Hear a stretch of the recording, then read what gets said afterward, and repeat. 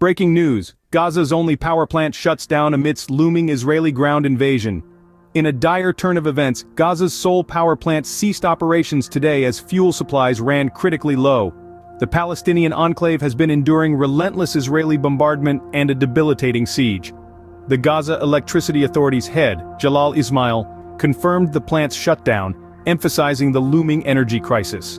The United Nations agency responsible for Palestinian refugees issued a distressing report, revealing that they possess less than a 2-week supply of food and water to assist over 180,000 Palestinians who have sought refuge in Gaza's schools. The health ministry in Gaza reported a staggering death toll, with at least 1,055 Palestinians killed and 5,184 injured since a surprise attack last Saturday. Meanwhile, Israel's military claimed a higher death toll, with 1,200 casualties and over 2,700 wounded. Israel's army stated that they had found the bodies of approximately 1,500 fighters. Israel has announced its regain of control over border areas previously held by Hamas, heightening concerns of a regional conflagration, particularly in anticipation of an imminent Israeli ground incursion into the densely populated and impoverished enclave from which Hamas launched its recent attacks.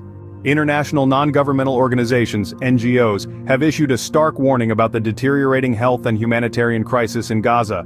The Israeli military has intensified its offensive, calling up 300,000 reservists and deploying tanks and heavy armor near Gaza and the northern Lebanese border.